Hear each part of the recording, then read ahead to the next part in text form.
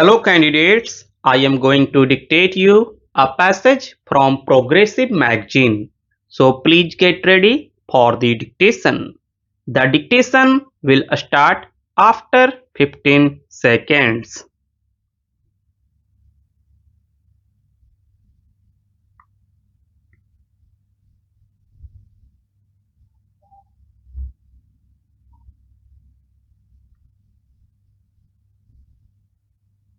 Madam, there was also a reference to unemployment, which I agree is a very serious problem which requires serious attention. Our government has certainly given it the desired attention and taken up those programs which have helped in generating employment both in the rural areas and in the urban areas. According to my friend, the number of unemployed is increasing, maybe compared to 1947 and now, yes. But he must not forget that the India of 2000 is not the India of 1947. The face of India has changed. The face of our rural India has changed. Our population, madam, has more than tripled in this intervening period. If we talk in terms of pure mathematics, then the entire population of India as on 15th August 1947 has been brought above the poverty line. But what have they themselves been doing for the poor and for the unemployed both in West Bengal and in Tripura? Have unemployment and poverty vanished from West Bengal? Has it vanished in Tripura?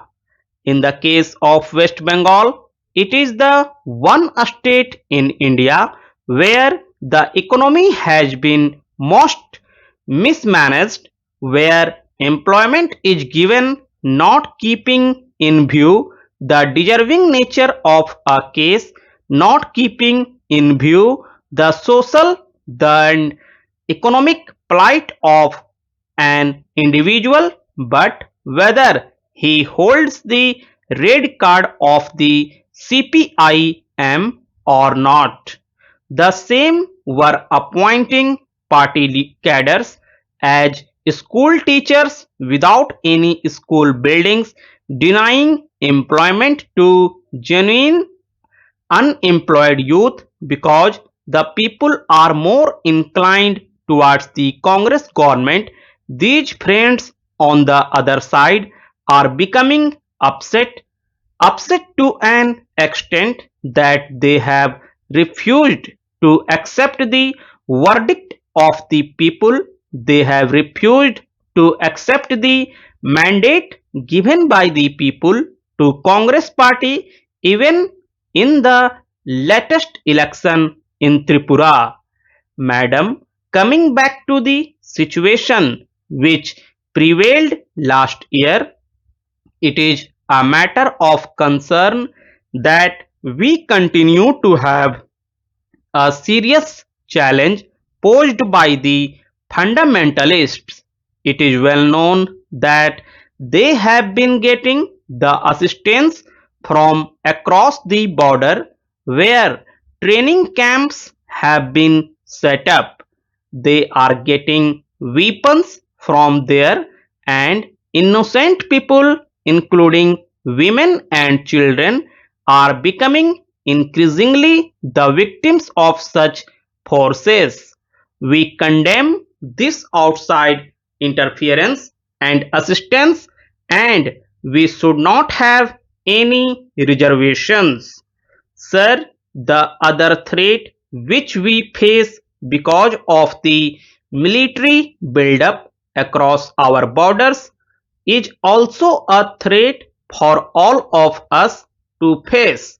While I will dwell on it later, what I find is that friends on the other side sometimes ignore or refuse to accept that it is equally their responsibility to be one with the government on these issues, those issues which concern all of us as a nation. Last year, we have also seen the worst drought of the century, more severe than what was there in 1967. The drought affected 240 districts in the country. In some parts of Saurashtra and Rajasthan, it was for the third or fourth successive year that the drought was there, and in Bengal, Assam and parts of Bihar do had floods. It was a great challenge, and I commend the government for having geared itself up. The government did not for a moment shy away from its responsibilities. In spite of the enormity of the challenge, the situation was met effectively. We all know with what promptness the central teams were dispatched to all the affected states to assess the damage or the loss.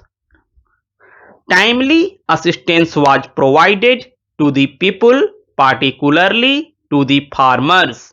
The public distribution system was strengthened. Water was made available. Essential commodities were made available, and there was no panic. In any other country, particularly in a developing country, a crisis of this magnitude would have resulted in panic. But here we commend the government for having weathered the storm, and in addition to that, for the alertness with which the counter fiscal measures have been taken and financial discipline introduced in the country to check the inflationary trend. I will not go into details about the economic achievements which have been mentioned in detail by my esteemed colleague, but may I say that this challenge of drought is certainly not over. We must never be complacent. We have to invoke the latest technology to unearth our hidden ground water resources. We have to ensure adequate growth in production of fodder and also strengthen our public distribution system. I have no doubt that the government, which has demonstrated clearly its abilities and its determination, will be able to do it. I may briefly mention about some of the very significant achievements during 1988. In spite of all challenges, we expect an industrial growth of 8 to 9%. This is commendable, and I hope our friends on the other side, though they oppose this motion, will not disagree with something which is so visible and clear.